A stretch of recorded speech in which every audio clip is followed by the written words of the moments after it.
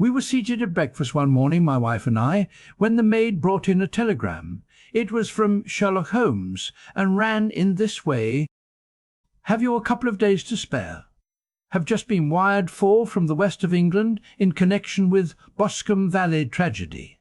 Shall be glad if you will come with me. Air and scenery perfect. Leave Paddington by the 11,000 fief." "What do you say, dear?" said my wife, looking across at me. "Will you go?" "I really don't know what to say. I have a fairly long list at present." "Oh, Anstruther would do your work for you. You have been looking a little pale lately. I think that the change would do you good, and you are always so interested in Mr. Sherlock Holmes's cases." "I should be ungrateful if I were not, seeing what I gain through one of them," I answered. "But if I am to go, I must pack at once, for I have only half an hour." My experience of camp life in Afghanistan had at least had the effect of making me a prompt and ready traveller. My wants were few and simple, so that in less than the time stated I was in a cab with my valise, rattling away to Paddington Station. Sherlock Holmes was pacing up and down the platform, his tall, gaunt figure made even gaunter and taller by his long grey travelling cloak and close-fitting cloth cap. "It is really very good of you to come, Watson," said he. "It makes a considerable difference to me, having someone with me on whom I can thoroughly rely. Local aid is always either worthless or else biased. If you will keep the two corner seats, I shall get the tickets." We had the carriage to ourselves, save for an immense litter of papers which Holmes had brought with him. Among these he rummaged and read, with intervals of note-taking and of meditation, until we were past Reading. Then he suddenly rolled them all into a gigantic ball and tossed them up onto the rack. "Have you heard anything of the case?" he asked. "Not a word. I have not seen a paper for some days. The London press has not had very full accounts. I have just been looking through all the recent papers in order to master the particulars. It seems, from what I gather, to be one of those simple cases which are so extremely difficult." That sounds a little paradoxical, but it is profoundly true. Singularity is almost invariably a clue. The more featureless and commonplace a crime is, the more difficult it is to bring it home. In this case, however, they have established a very serious case against the son of the murdered man. "It is a murder, then?" "Well, it is conjectured to be so. I shall take nothing for granted until I have the opportunity of looking personally into it. I will explain the state of things to you, as far as I have been able to understand it, in a very few words. Boscombe Valley is a country district not very far from Ross, in Herefordshire. The largest landed proprietor in that part is a Mr. John Turner, who made his money in Australia and returned some years ago to the old country. One of the farms which he held, that of Hatherley, was let to Mr. Charles McCarthy, who was also an ex-Australian. The men had known each other in the colonies, so that it was not unnatural that when they came to settle down, they should do so as near each other as possible. Turner was apparently the richer man, so McCarthy became his tenant, but still remained, it seems, upon terms of perfect equality, as they were frequently together. McCarthy had one son, a lad of 18, and Turner had an only daughter of the same age, but neither of them had wives living. They appear to have avoided the society of the neighbouring English families, and to have led retired lives, though both the McCarthys were fond of sport, and were frequently seen at the race meetings of the neighbourhood. McCarthy kept 2 servants, a man and a girl. Turner had a considerable household, some half-dozen at the least. That is as much as I have been able to gather about the families. Now for the facts. On June 3rd, that is, on Monday last, McCarthy left his house at Hatherley about 3 in the afternoon, and walked down to the Boscombe Pool, which is a small lake formed by the spreading out of the stream which runs down the Boscombe Valley. He had been out with his serving man in the morning at Ross, and he had told the man that he must hurry, as he had an appointment of importance to keep at 3. From that appointment he never came back alive. From Hatherley farmhouse to the Boscombe pool is 1/4 mile, and 2 people saw him as he passed over this ground. One was an old woman whose name is not mentioned, and the other was William Crowder, a gamekeeper in the employ of Mr. Turner. Both these witnesses depose that Mr. McCarthy was walking alone. The gamekeeper adds that within a few minutes of his seeing Mr. McCarthy pass, he had seen his son, Mr. James McCarthy, going the same way with a gun under his arm. To the best of his belief, the father was actually in sight at the time, and the son was following him. He thought no more of the matter until he heard in the evening of the tragedy that had occurred. The 2 McCarthys were seen after the time when William Crowder, the gamekeeper, lost sight of them. The Boscombe pool is thickly wooded round, with just a fringe of grass and of reeds round the edge. A girl of 14, Patience Moran, who is the daughter of the lodge-keeper of the Boscombe Valley estate, was in one of the woods picking flowers. She states that while she was there, she saw, at the border of the wood and close by the lake, Mr. McCarthy and his son, and that they appeared to be having a violent quarrel. She heard Mr. McCarthy, the elder, using very strong language to his son, and she saw the latter raise up his hand as if to strike his father. She was so frightened by their violence that she ran away and told her mother when she reached home that she had left the 2 McCarthys quarrelling near Boscombe Pool, and that she was afraid that they were going to fight. She had hardly said the words when young Mr. McCarthy came running up to the lodge to say that he had found his father dead in the wood, and to ask for the help of the lodge-keeper. He was much excited, without either his gun or his hat, and his right hand and sleeve were observed to be stained with fresh blood. On following him, they found the dead body stretched out upon the grass beside the pool. The head had been beaten in by repeated blows of some heavy and blunt weapon. The injuries were such as might very well have been inflicted by the butt end of his son's gun, which was found lying on the grass within a few paces of the body. Under these circumstances, the young man was instantly arrested, and a verdict of wilful murders having been returned at the inquest on Tuesday, he was on Wednesday brought before the magistrates at Ross, who have referred the case to the next assizes. Those are the main facts of the case as they came out before the coroner and the police court. "I could hardly imagine a more damning case," I remarked. "If ever circumstantial evidence pointed to a criminal, it does so here." "Circumstantial evidence is a very tricky thing," answered Holmes thoughtfully. "It may seem to point very straight to one thing, but if you shift your own point of view a little, you may find it pointing in an equally uncompromising manner to something entirely different. It must be confessed, however, that the case looks exceedingly grave against the young man, and it is very possible that he is indeed the culprit.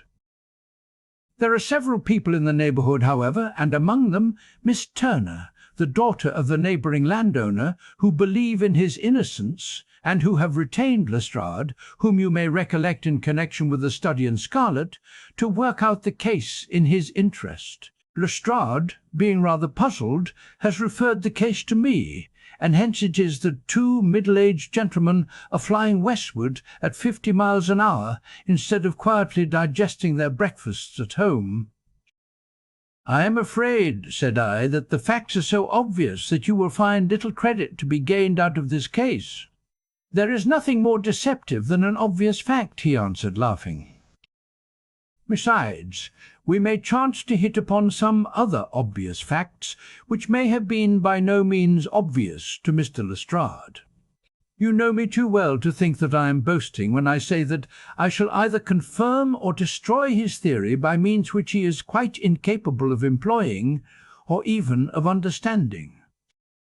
To take the first example to hand, I very clearly perceive that in your bedroom the window is upon the right-hand side, and yet I question whether Mr. Lestrade would have noted even so self-evident a thing as that. How on earth?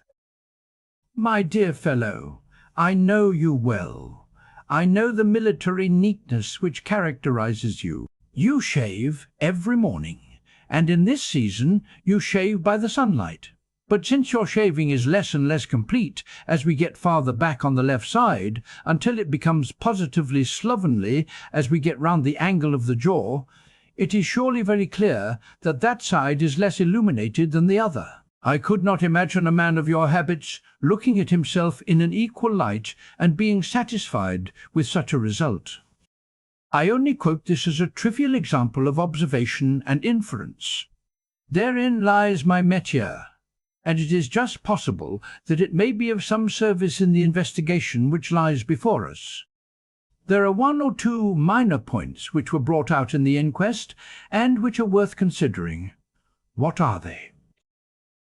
It appears that his arrest did not take place at once, but after the return to Heatherley Farm. On the inspector of constabulary informing him that he was a prisoner, he remarked that he was not surprised to hear it, and that it was no more than his deserts.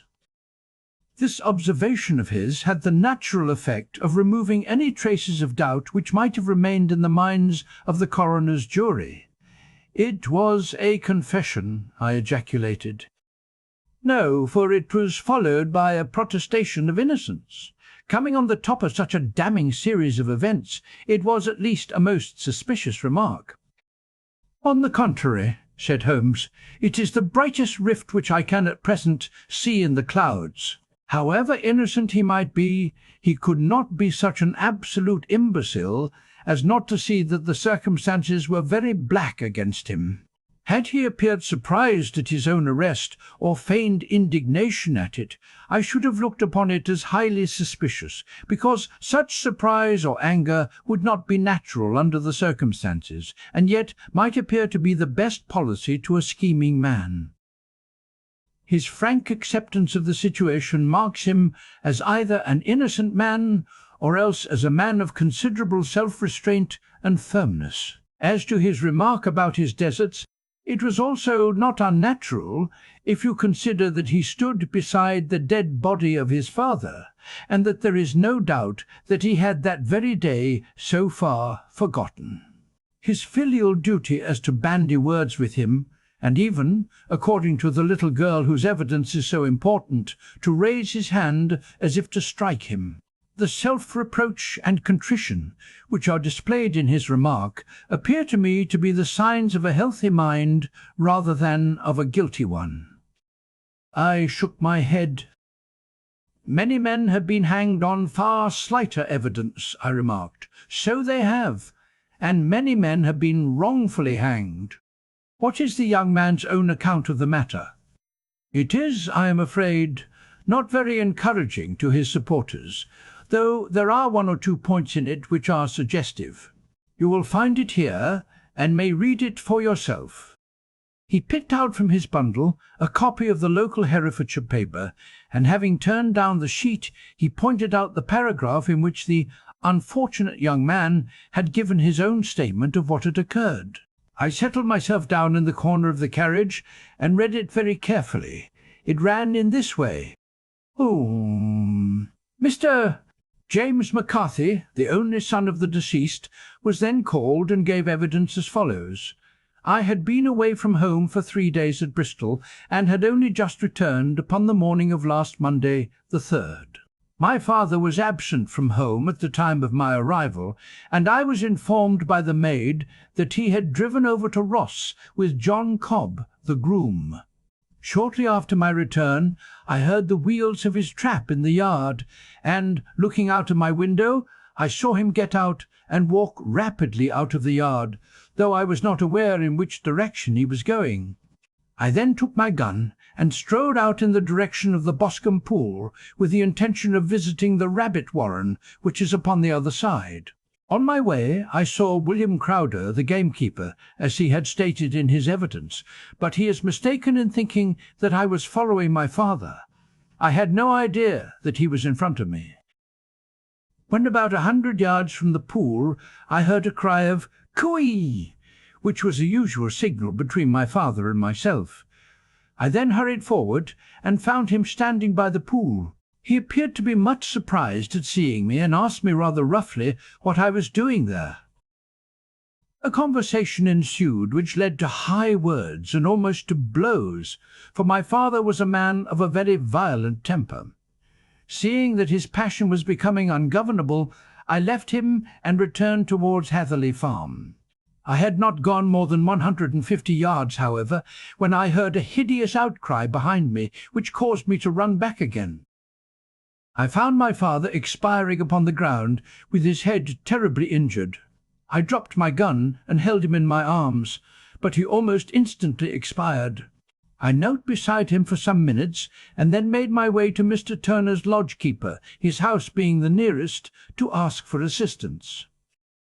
I saw no one near my father when I returned, and I have no idea how he came by his injuries. He was not a popular man, being somewhat cold and forbidding in his manners, but he had, as far as I know, no active enemies. I know nothing further of the matter. The Coroner: Did your father make any statement to you before he died? Witness: He mumbled a few words, but I could only catch some allusion to a rat. The Coroner: What did you understand by that? Witness: It conveyed no meaning to me. I thought that he was delirious. The Coroner: What was the point upon which you and your father had this final quarrel? Witness: I should prefer not to answer. The Coroner: I am afraid that I must press it.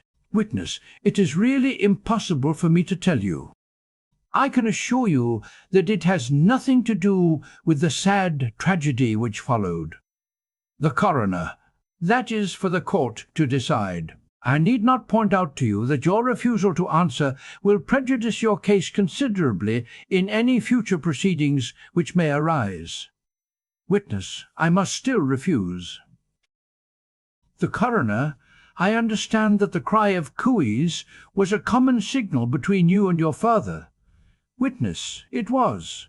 The Coroner: How was it then that he uttered it before he saw you, and before he even knew that you had returned from Bristol? Witness, with considerable confusion: I do not know. A juryman: Did you see nothing which aroused your suspicions when you returned on hearing the cry and found your father fatally injured? Witness: Nothing definite. The Coroner: What do you mean? Witness: I was so disturbed and excited as I rushed out into the open that I could think of nothing except of my father. Yet I have a vague impression that as I ran forward something lay upon the ground to the left of me. It seemed to me to be something grey in colour, a coat of some sort, or a plaid perhaps. When I rose from my father I looked round for it, but it was gone. Do you mean that it disappeared before you went for help? Yes, it was gone. You cannot say what it was? No, I had a feeling something was there. How far from the body? A dozen yards or so. And how far from the edge of the wood? About the same. Then if it was removed, it was while you were within a dozen yards of it? Yes, but with my back towards it. This concluded the examination of the witness.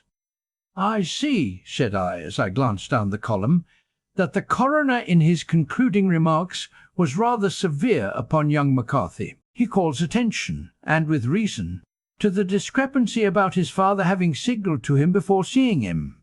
Also to his refusal to give details of his conversation with his father and his singular account of his father's dying words.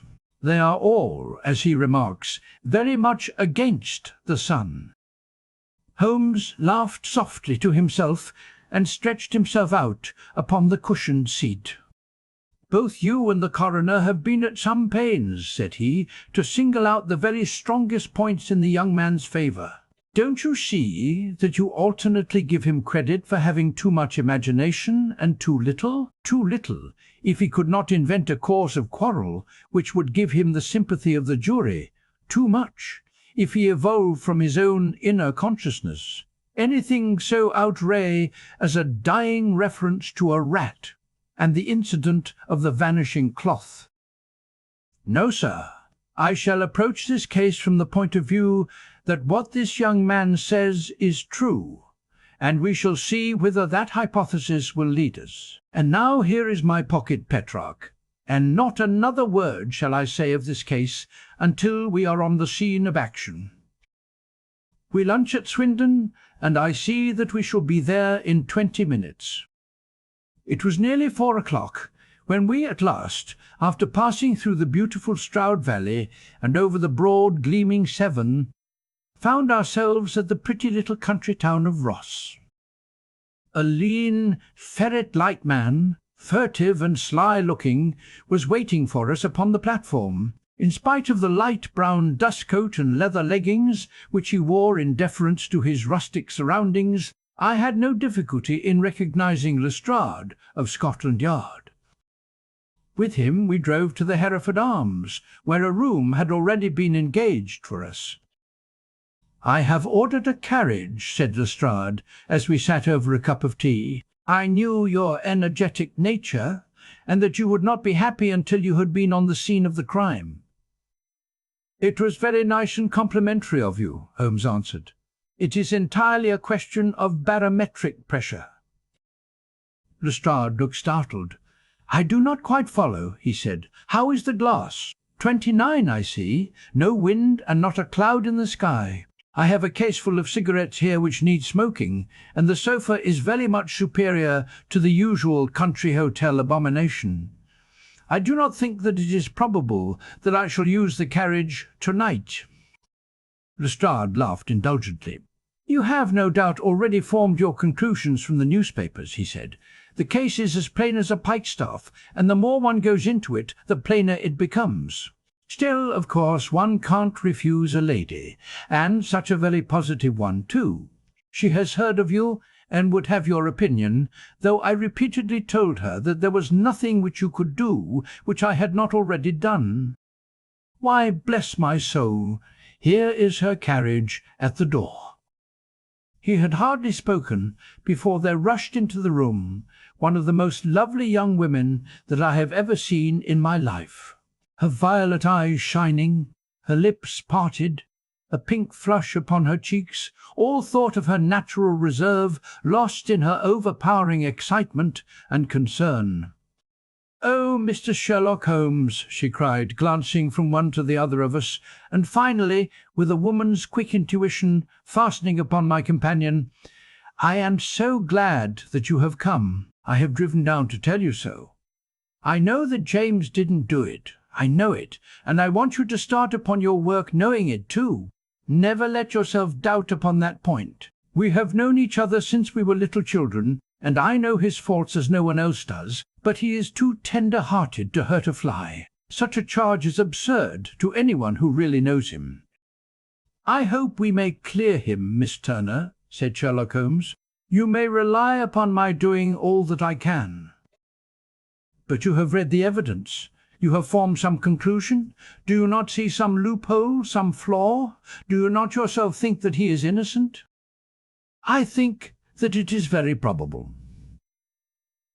"There now," she cried, throwing back her head and looking defiantly at Lestrade. "You hear, he gives me hopes." Lestrade shrugged his shoulders. "I am afraid that my colleague has been a little quick in forming his conclusions," he said, "but he is right." "Oh, I know that he is right. James never did it. And about his quarrel with his father, I am sure that the reason why he would not speak about it to the coroner was because I was concerned in it." "In what way?" asked Holmes. "It is no time for me to hide anything." "James and his father had many disagreements about me. Mr. McCarthy was very anxious that there should be a marriage between us. James and I have always loved each other as brother and sister, but of course he is young and has seen very little of life yet, and, well, he naturally did not wish to do anything like that yet. So there were quarrels, and this, I am sure, was one of them." "And your father?" asked Holmes. "Was he in favour of such a union?" "No, he was averse to it also. No one but Mr. McCarthy was in favour of it." A quick blush passed over her fresh young face as Holmes shot one of his keen, questioning glances at her. "Thank you for this information," said he. "May I see your father if I call tomorrow? I am afraid the doctor won't allow it." "The doctor?" "Yes, have you not heard? Poor father has never been strong for years back, but this has broken him down completely. He has taken to his bed, and Dr. Willows says that he is a wreck and that his nervous system is shattered." Mr. McCarthy was the only man alive who had known Dad in the old days in Victoria. "Ha! In Victoria! That is important." "Yes, at the mines." "Quite so, at the gold mines, where, as I understand, Mr. Turner made his money." "Yes, certainly." "Thank you, Miss Turner. You have been of material assistance to me. You will tell me if you have any news tomorrow." "No doubt you will go to the prison to see James." "Oh, if you do, Mr. Holmes, do tell him that I know him to be innocent." "I will, Miss Turner. I must go home now, for Dad is very ill, and he misses me so if I leave him. Goodbye, and God help you in your undertaking." She hurried from the room as impulsively as she had entered, and we heard the wheels of her carriage rattle off down the street. "I am ashamed of you, Holmes," said Lestrade with dignity after a few minutes' silence. "Why should you raise up hopes which you are bound to disappoint? I am not over-tender of heart, but I call it cruel." "I think that I see my way to clearing James McCarthy," said Holmes. "Have you an order to see him in prison?" "Yes, but only for you and me." "Then I shall reconsider my resolution about going out. We have still time to take a train to Hereford and see him tonight?" "Ample." "Then let us do so. Watson, I fear that you will find it very slow, but I shall only be away a couple of hours."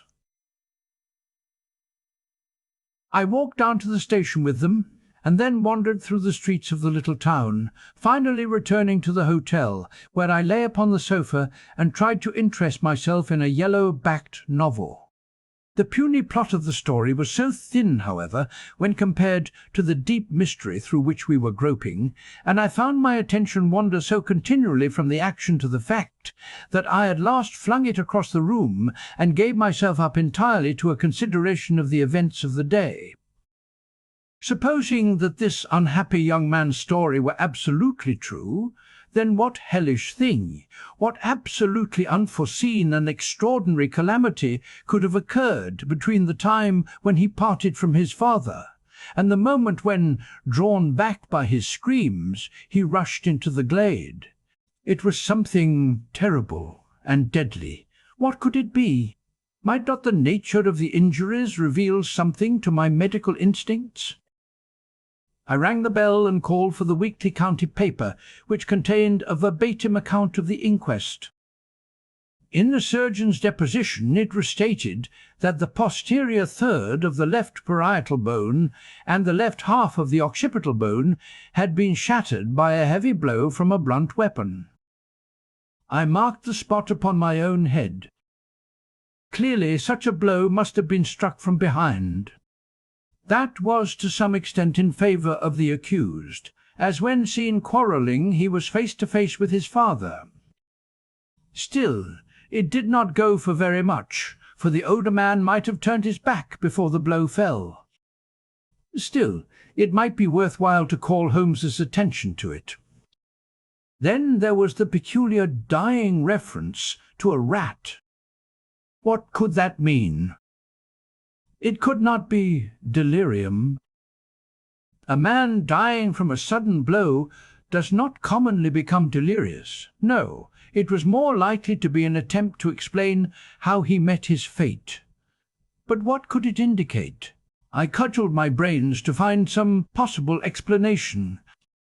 And then the incident of the grey cloth seen by young McCarthy. If that were true, the murderer must have dropped some part of his dress, presumably his overcoat, in his flight, and must have had the hardihood to return and to carry it away at the instant when the son was kneeling with his back turned not a dozen paces off.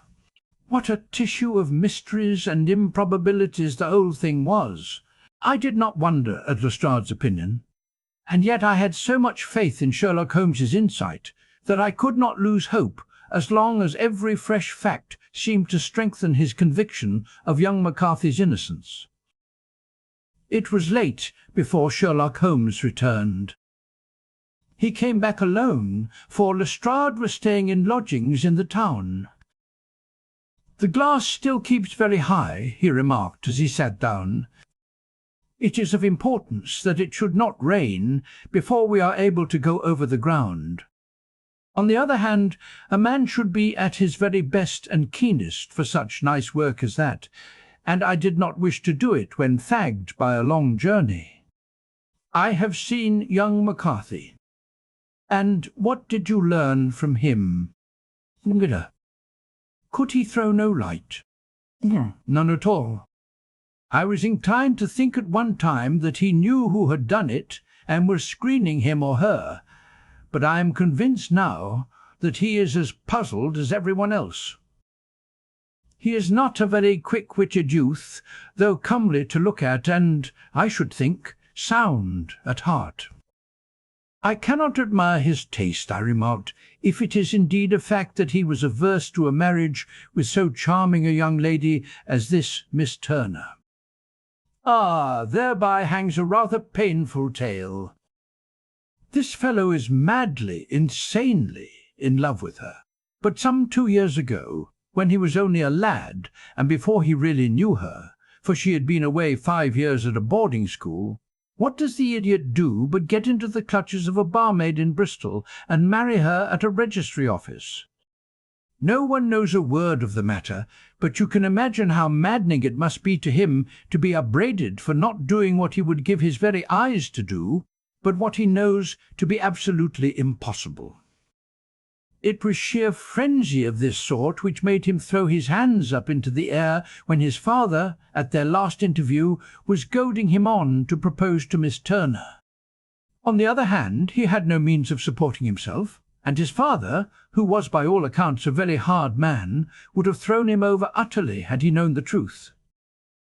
It was with his barmaid wife that he had spent the last 3 days in Bristol, and his father did not know where he was.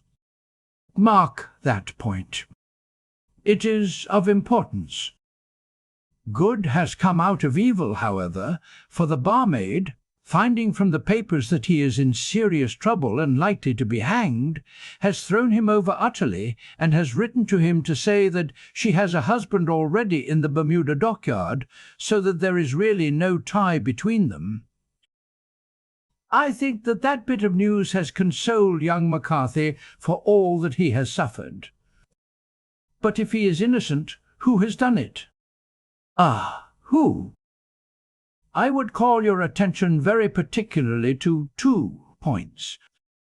One is that the murdered man had an appointment with someone at the pool, and that the someone could not have been his son, for his son was away, and he did not know when he would return. The second is that the murdered man was heard to cry "Cooey" before he knew that his son had returned. Those are the crucial points upon which the case depends. And now let us talk about George Meredith, if you please, and we shall leave all minor matters until tomorrow. There was no rain, as Holmes had foretold, and the morning broke bright and cloudless.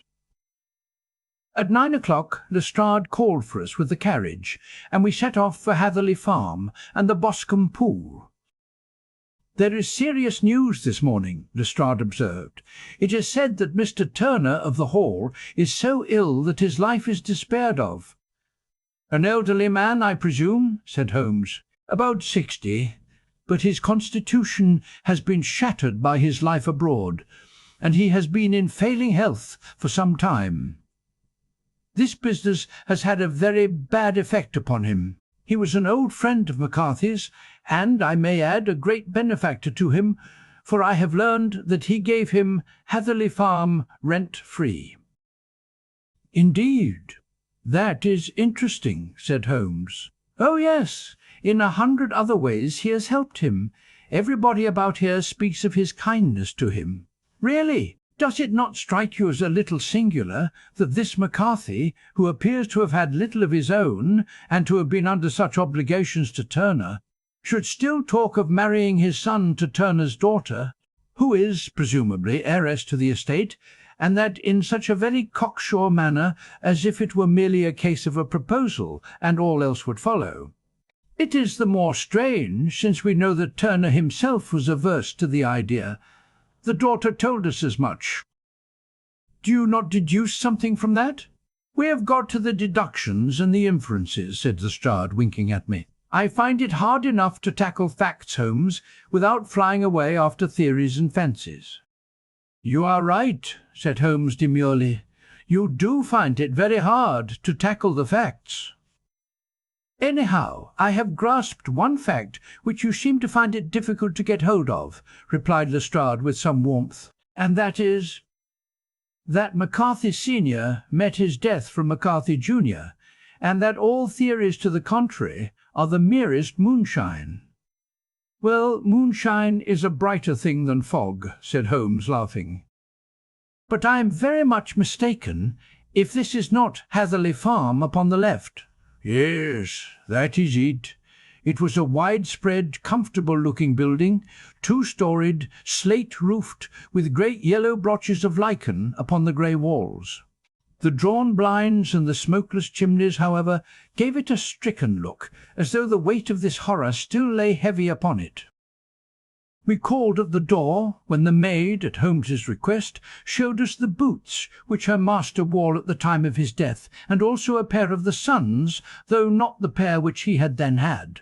Having measured these very carefully from 7 or 8 different points, Holmes desired to be led to the courtyard, from which we all followed the winding track which led to Boscombe Pool. Sherlock Holmes was transformed when he was hot upon such a scent as this. Men who had only known the quiet thinker and logician of Baker Street would have failed to recognize him. His face flushed and darkened. His brows were drawn into 2 hard black lines, while his eyes shone out from beneath them with a steely glitter. His face was bent downward, his shoulders bowed, his lips compressed, and the veins stood out like whipcord in his long, sinewy neck. His nostrils seemed to dilate with a purely animal lust for the chase, and his mind was so absolutely concentrated upon the matter before him that a question or remark fell unheeded upon his ears, or, at the most, only provoked a quick, impatient snarl in reply. Swiftly and silently he made his way along the track which ran through the meadows, and so, by way of the woods, to the Boscombe Pool. It was damp, marshy ground, as is all that district, and there were marks of many feet, both upon the path and amid the short grass which bounded it on either side. Sometimes Holmes would hurry on, sometimes stop dead, and once he made quite a little detour into the meadow. Lestrade and I walked behind him, the detective indifferent and contemptuous, while I watched my friend with the interest which sprang from the conviction that every one of his actions was directed towards a definite end. The Boscombe Pool, which is a little reed-girt sheet of water some 50 yards across, is situated at the boundary between the Hatherley Farm and the private park of the wealthy Mr. Turner. Above the woods which lined it upon the farther side, we could see the red jutting pinnacles which marked the site of the rich landowner's dwelling. On the Hatherley side of the pool, the woods grew very thick, and there was a narrow belt of sodden grass, 20 paces across, between the edge of the trees and the reeds which lined the lake. Lestrade showed us the exact spot at which the body had been found, and indeed so moist was the ground that I could plainly see the traces which had been left by the fall of the stricken man. To Holmes, as I could see by his eager face and peering eyes, very many other things were to be read upon the trampled grass. He ran round, like a dog who is picking up a scent, and then turned upon my companion. "What did you go into the pool for?" he asked. I fished about with a rake. I thought there might be some weapon or other trace. But how on earth—" "Oh, tut, tut, I have no time. That left foot of yours with its inward twist is all over the place. A mole could trace it, and there it vanishes among the reeds. Oh, how simple it would all have been had I been here before they came like a herd of buffalo and wallowed all over it. Here is where the party with the lodge-keeper came, and they have covered all tracks for 6 or 8 feet round the body. But here are 3 separate tracks of the same feet." He drew out a lens and lay down upon his waterproof to have a better view, talking all the time rather to himself than to us. "These are young McCarthy's feet. Twice he was walking, and once he ran swiftly, so that the soles are deeply marked and the heels hardly visible. That bears out his story. He ran when he saw his father on the ground. Then here are the father's feet as he paced up and down. What is this, then? It is the butt end of the gun, as the son stood listening. And this? What have we here? Tiptoes, tiptoes. Square, too, quite unusual boots. They come, they go, they come again. Of course, that was for the cloak. Now where did they come from?"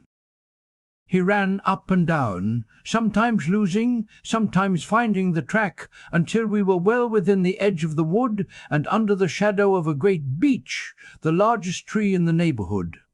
Holmes traced his way to the farther side of this and lay down once more upon his face with a little cry of satisfaction. For a long time he remained there, turning over the leaves and dried sticks, gathering up what seemed to me to be dust into an envelope, and examining with his lens not only the ground, but even the bark of the tree as far as he could reach. A jagged stone was lying among the moss, and this also he carefully examined and retained. Then he followed a pathway through the wood until he came to the high road, where all traces were lost. "It has been a case of considerable interest," he remarked, returning to his natural manner. "I fancy that this grey house on the right must be the lodge. I think that I will go in and have a word with Moran, and perhaps write a little note.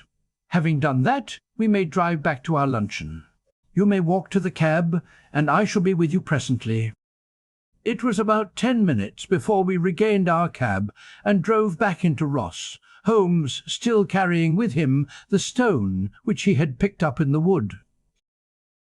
"This may interest you, Lestrade," he remarked, holding it out. "The murder was done with it. I see no marks. There are none." "How do you know, then?" "The grass was growing under it. It had only lain there a few days. There was no sign of a place whence it had been taken. It corresponds with the injuries. There is no sign of any other weapon." "And the murderer?" "Is a tall man, left-handed, limps with the right leg, wears thick-soled shooting boots and a grey cloak, smokes Indian cigars, uses a cigar-holder, and carries a blunt penknife in his pocket. There are several other indications, but these may be enough to aid us in our search." Lestrade laughed. "I am afraid that I am still a sceptic," he said. "Theories are all very well, but we have to deal with a hard-headed British jury." "Nous verrons," answered Holmes calmly. "You work your own method, and I shall work mine. I shall be busy this afternoon, and shall probably return to London by the evening train." "And leave your case unfinished?" "No, finished. But the mystery—" "It is solved. Who was the criminal, then? The gentleman I describe." "But who is he? Surely it would not be difficult to find out. This is not such a populous neighbourhood." Lestrade shrugged his shoulders. "I am a practical man," he said, "and I really cannot undertake to go about the country looking for a left-handed gentleman with a game leg. I should become the laughing-stock of Scotland Yard." "All right," said Holmes quietly. "I have given you the chance. Here are your lodgings. Good-bye. I shall drop you a line before I leave." Having left Lestrade at his rooms, we drove to our hotel, where we found lunch upon the table. Holmes was silent and buried in thought, with a pained expression upon his face, as one who finds himself in a perplexing position. "Look here, Watson," he said when the cloth was cleared. "Just sit down in this chair and let me preach to you for a little. I don't know quite what to do, and I should value your advice. Light a cigar and let me expound. Pray do so." Well now, in considering this case, there are 2 points about young McCarthy's narrative which struck us both instantly, although they impressed me in his favour and you against him. One was the fact that his father should, according to his account, cry "Cooey" before seeing him. The other was his singular dying reference to a rat. He mumbled several words, you understand, but that was all that caught the son's ear. Now from this double point our research must commence, and we will begin it by presuming that what the lad says is absolutely true. What of this cooey, then? Well, obviously it could not have been meant for the son. The son, as far as he knew, was in Bristol. It was mere chance that he was within earshot. The cooey was meant to attract the attention of whoever it was that he had the appointment with. But cooeys is a distinctly Australian cry, and one which is used between Australians. There is a strong presumption that the person whom McCarthy expected to meet him at Boscombe Pool was someone who had been in Australia. What of the rat, then? Sherlock Holmes took a folded paper from his pocket and flattened it out on the table. "This is a map of the colony of Victoria," he said. "I wired to Bristol for it last night." He put his hand over part of the map.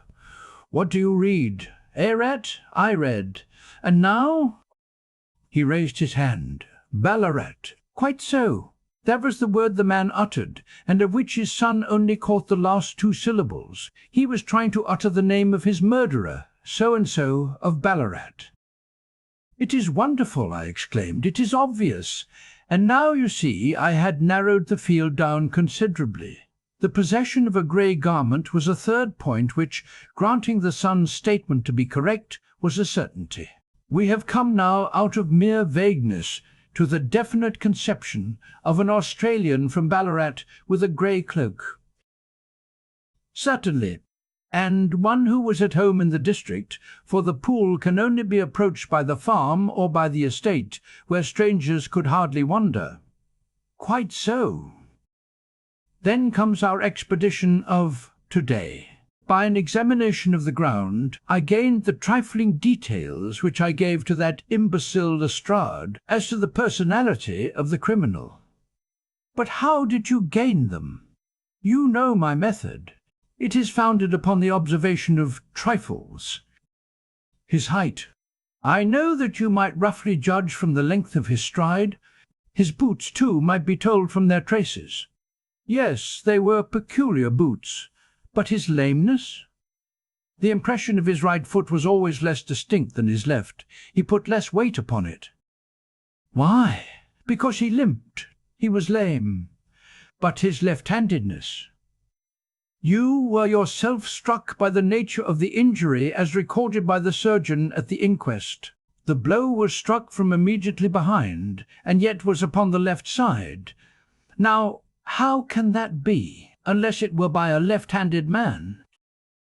"He had stood behind that tree during the interview between the father and son. He had even smoked there." "I found the ash of a cigar, which my special knowledge of tobacco ashes enables me to pronounce as an Indian cigar. I have, as you know, devoted some attention to this, and written a little monograph on the ashes of 140 different varieties of pipe, cigar, and cigarette tobacco. Having found the ash, I then looked round and discovered the stump among the moss where he had tossed it. It was an Indian cigar, of the variety which are rolled in Rotterdam. And the cigar holder. I could see that the end had not been in his mouth. Therefore he used a holder. The tip had been cut off, not bitten off, but the cut was not a clean one, so I deduced a blunt penknife." "Holmes," I said, "you have drawn a net round this man from which he cannot escape." and you have saved an innocent human life as truly as if you had cut the cord which was hanging him. I see the direction in which all this points. The culprit is—" "Mr. John Turner," cried the hotel waiter, opening the door of our sitting-room and ushering in a visitor. The man who entered was a strange and impressive figure. His slow, limping step and bowed shoulders gave the appearance of decrepitude, and yet his hard, deep-lined, craggy features and his enormous limbs showed that he was possessed of unusual strength of body and of character. His tangled beard, grizzled hair, and outstanding drooping eyebrows combined to give an air of dignity and power to his appearance, but his face was of an ashen white, while his lips and the corners of his nostrils were tinged with a shade of blue. It was clear to me at a glance that he was in the grip of some deadly and chronic disease. "Pray sit down on the sofa," said Holmes gently. "You had my note?" "Yes, the lodge-keeper brought it up. You said that you wished to see me here to avoid scandal." "I thought people would talk if I went to the hall." "And why did you wish to see me?" He looked across at my companion with despair in his weary eyes, as though his question was already answered. "Yes," said Holmes, answering the look rather than the words. "It is so. I know all about McCarthy." The old man sank his face in his hands. "God help me," he cried, "but I would not have let the young man come to harm. I give you my word that I would have spoken out if it went against him at the assizes." "I am glad to hear you say so," said Holmes gravely. "I would have spoken now had it not been for my dear girl. It would break her heart. It will break her heart when she hears that I am arrested." "It may not come to that," said Holmes. "What?" "I am no official agent. I understand that it was your daughter who required my presence here, and I am acting in her interests. Young McCarthy must be got off, however." "I am a dying man," said old Turner. "I have had diabetes for years. My doctor says it is a question whether I shall live a month. Yet I would rather die under my own roof than in a gale." Holmes rose and sat down at the table with his pen in his hand and a bundle of paper before him. "Just tell us the truth," he said. "I shall jot down the facts. You will sign it, and Watson here can witness it. Then I could produce your confession at the last extremity to save young McCarthy. I promise you that I shall not use it unless it is absolutely needed." "It's as well," said the old man. "It's a question whether I shall live to the assizes, so it matters little to me, but I should wish to spare Alice the shock. And now I will make the thing clear to you. It has been a long time in the acting, but will not take me long to tell. You didn't know this dead man, McCarthy. He was a devil incarnate. I tell you that. God keep you out of the clutches of such a man as he. His grip has been upon me these 20 years, and he has blasted my life. I'll tell you first how I came to be in his power. It was in the early 60s at the diggings. I was a young chap then, hot-blooded and reckless, ready to turn my hand at anything.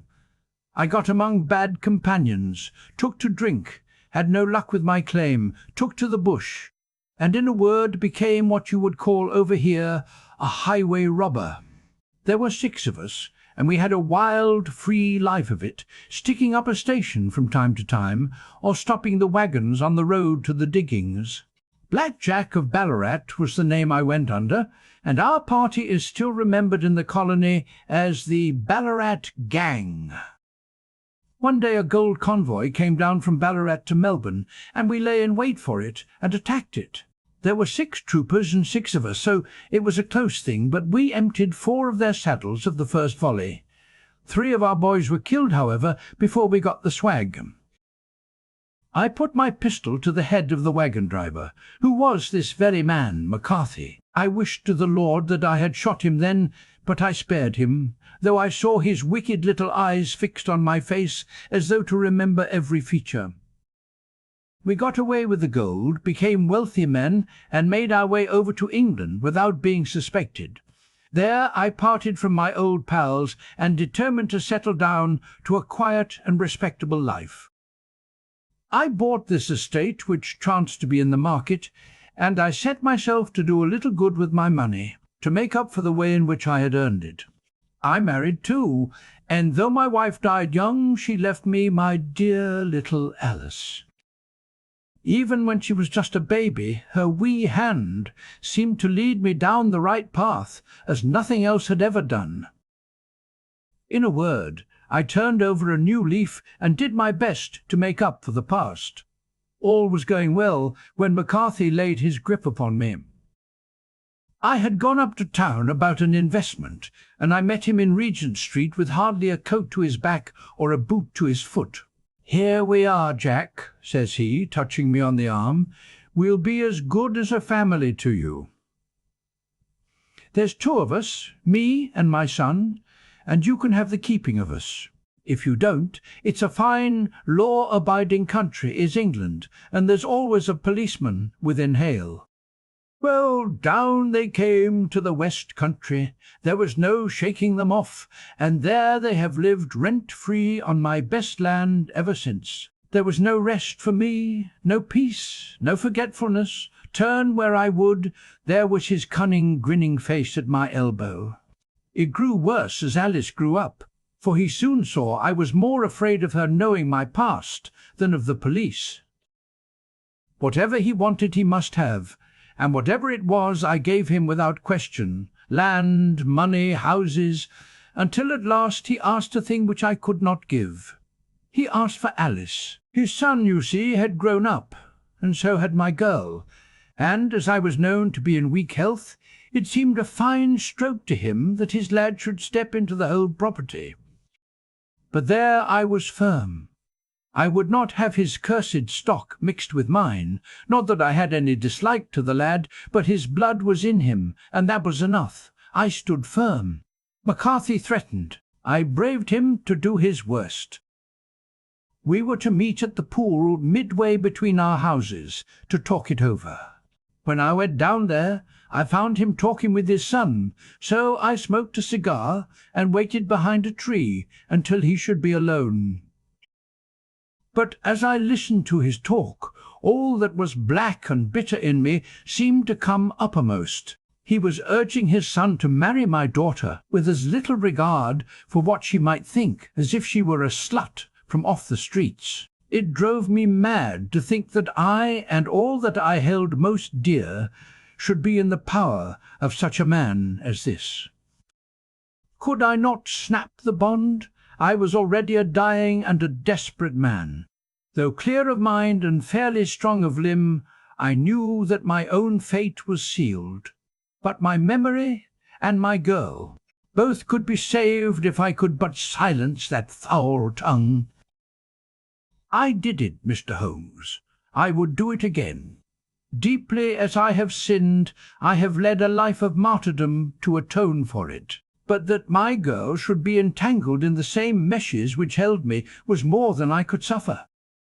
I struck him down with no more compunction than if he had been some foul and venomous beast. His cry brought back his son, but I had gained the cover of the wood, though I was forced to go back to fetch the cloak which I had dropped in my flight. That is the true story, gentlemen, of all that occurred. "Well, it is not for me to judge you," said Holmes, as the old man signed the statement which had been drawn out. "I pray that we may never be exposed to such a temptation." "I pray not, sir." "And what do you intend to do?" "In view of your health, nothing. You are yourself aware that you will soon have to answer for your deed at a higher court than the assizes. I will keep your confession, and if McCarthy is condemned, I shall be forced to use it. If not, it shall never be seen by mortal eye, and your secret, whether you be alive or dead, shall be safe with us." "Farewell, then," said the old man solemnly. "Your own deathbeds, when they come, will be the easier for the thought of the peace which you have given to mine. Tottering and shaking in all his giant frame, he stumbled slowly from the room. "God help us," said Holmes after a long silence. "Why does fate play such tricks with poor, helpless worms? I never hear of such a case as this that I do not think of Baxter's words and say, 'There, but for the grace of God, goes Sherlock Holmes.'" James McCarthy was acquitted at the assizes on the strength of a number of objections which had been drawn out by Holmes and submitted to the defending counsel. Old Turner lived for 7 months after our interview, but he is now dead, and there is every prospect that the son and daughter may come to live happily together in ignorance of the black cloud which rests upon their past.